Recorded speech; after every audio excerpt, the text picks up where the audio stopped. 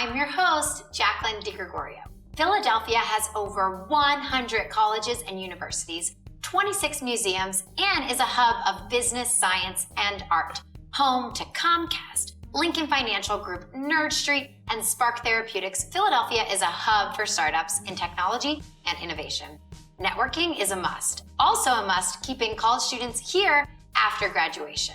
Welcome to OnUp Innovators. My guest host today is Jasmine Senior Bostic, Campus Philly partner. Jasmine, why is it so important to keep college students here in Philadelphia after graduation? Well, Philadelphia has an amazing pool of talent, talented students who are here in all of those colleges and universities.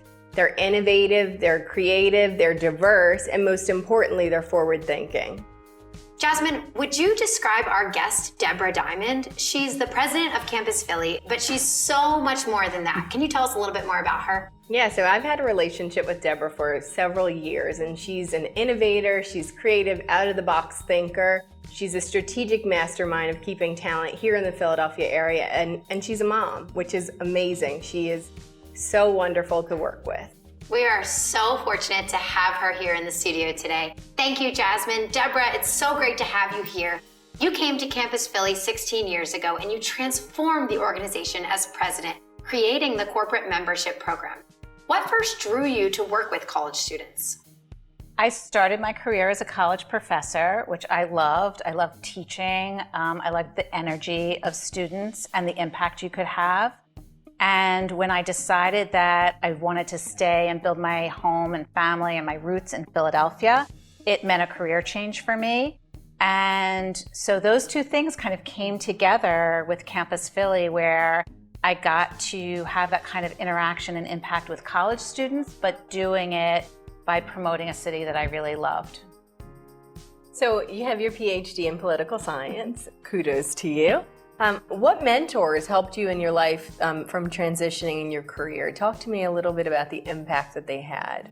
Yeah, I certainly had mentors throughout my academic career in graduate school, people who guided me through those that time, which is intense and challenging, and those are very meaningful.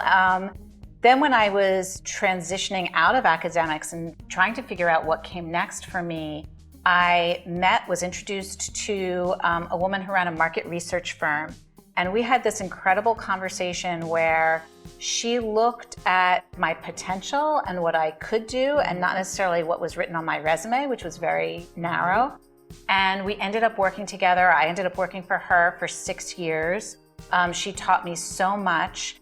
And I think most of what she taught me was that openness. So now when I'm either hiring for Campus Philly or I'm talking to college students, I try to make really clear that your experience is important, that's great, but you have to be able to demonstrate, and someone who's talking to you has to be able to see your potential. Right. What can you do?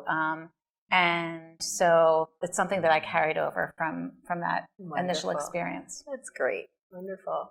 I love that. So can we go back a little bit and talk about how Campus Philly originally started? Could you share a little bit more about that with us?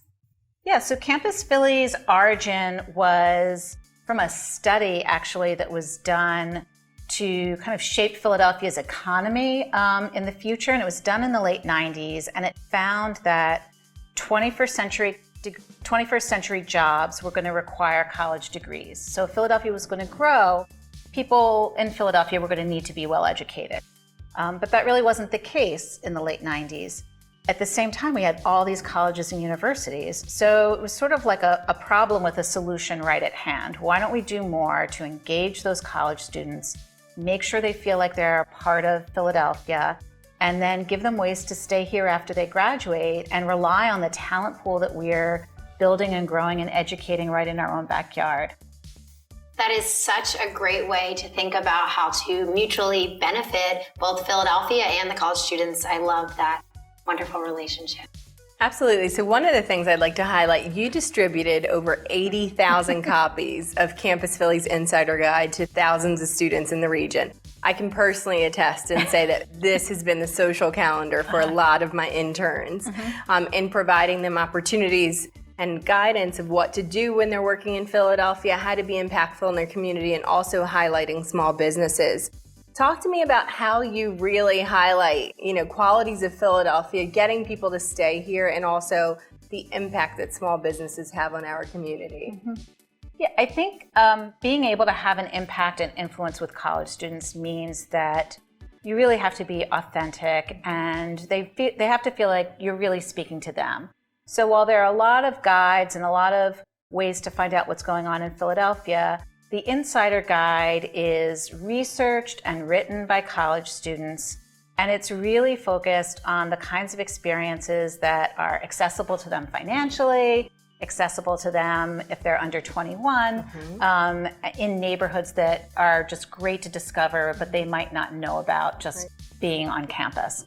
So we really are intentional about making sure that it's the student audience and the student voice that gets captured in the Insider Guide. And what we feel is that if we can help students fall in love with Philadelphia, which is very easy to do, then we're going to be in their consideration set when they think about where to go after they graduate. Absolutely. And I think one of the benefits also that I've seen is you all explore the entire city of Philadelphia, highlighting different neighborhoods that may be attributed to people's backgrounds or preferences, which I think helps them to really find their, sweet spot in the city outside of their working environment. Yeah, and we're regional too. So in the guide and in the things that we promote, you'll see things in the suburbs and in South Jersey. And one of the advantages of going to school in and around Philadelphia is there are so many great communities. You can be in a forest in 20 minutes. You can be at by the ocean in a little bit longer than 20 minutes.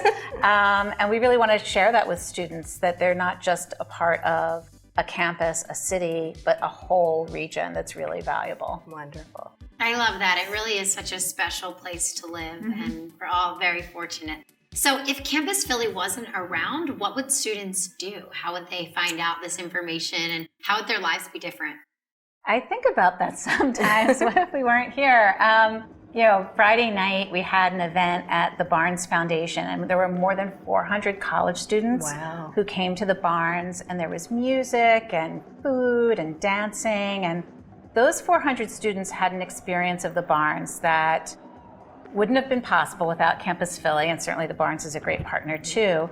And I wonder about what it means to be introduced to what's an art museum. It might sound kind of formal and inaccessible in a way that was so open and free and fun. And those students are going to go back to the Barnes because of that. And that experience is just replicated month after month, week after week, because of the things that Campus Philly is producing that are familiar and comfortable for students, or the things that we're promoting. And I don't know what they would do if we were. I think there'd be a lot of more kids in their dorms under their comforters. They would be lost. And they're so fortunate to have the resources that you provide them with. So let's talk impact. What would you say is Campus Philly's impact on the city's economy?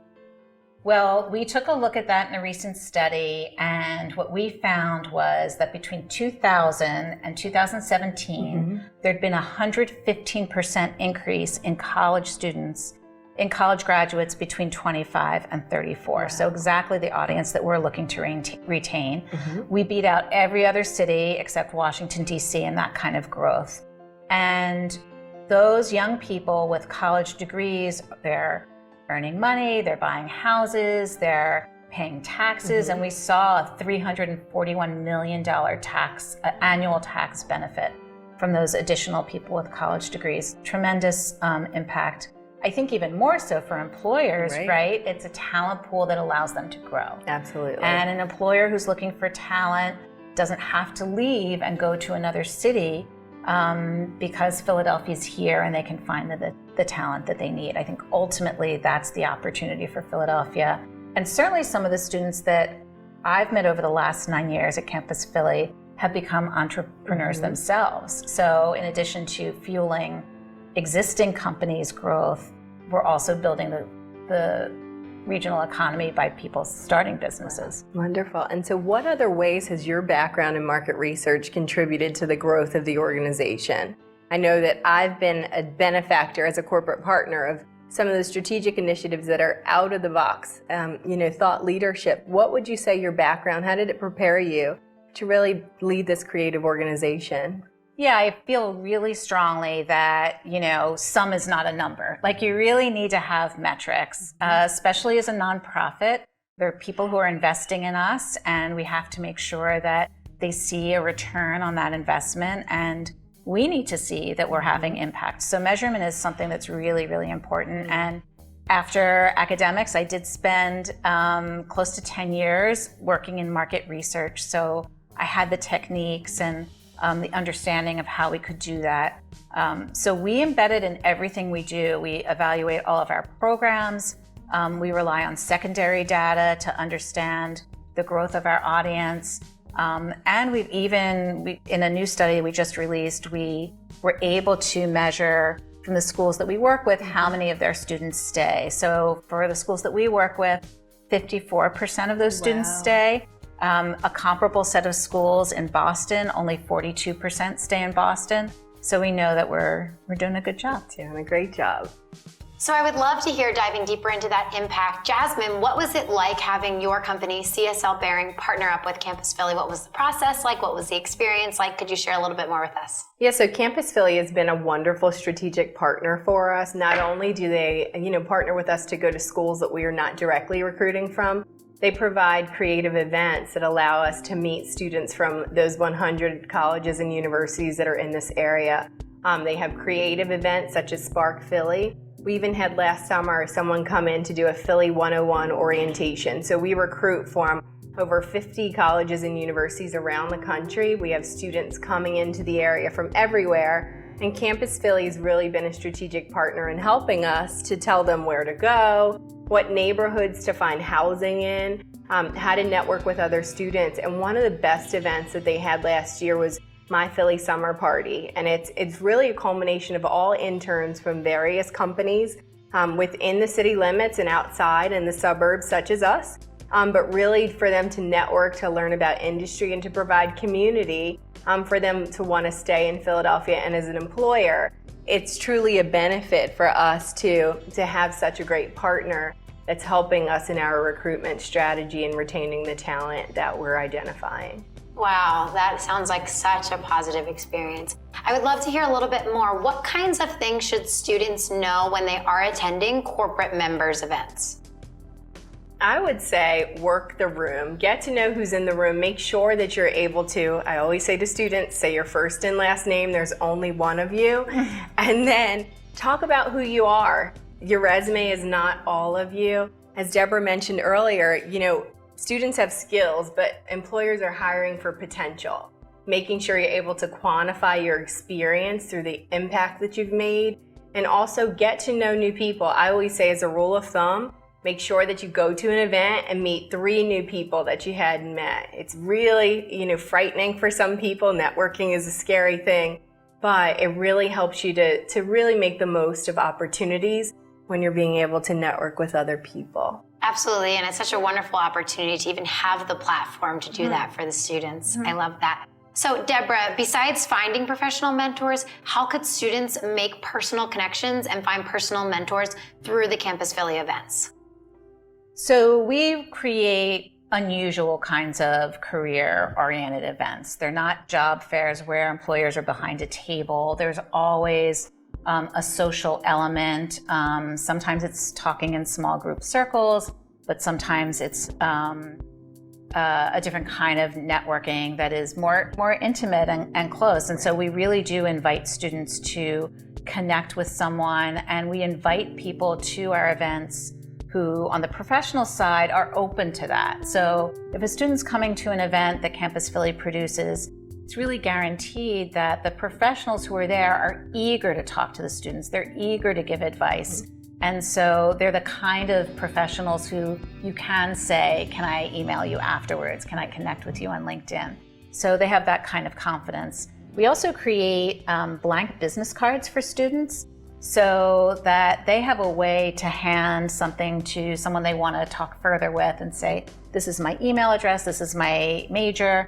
And that's another way to start a connection.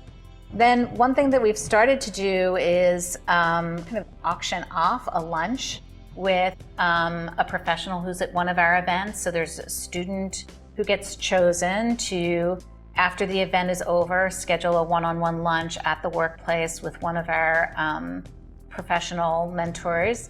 And there have been situations where that's led to job offers and certainly a way of building a more one-on-one and purposeful relationship too.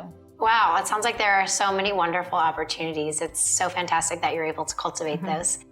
So as an employer, I know how I measure, the impact that Campus Philly has by, the recruitment strategy that we have, by the students that we meet out of some of the events that you all put on. But how do you measure the impact that your team has and the work that you all are doing? And shout out to the team. There's an amazing team at Campus Philly who has been a wonderful partner to me and my staff. But how do you measure that?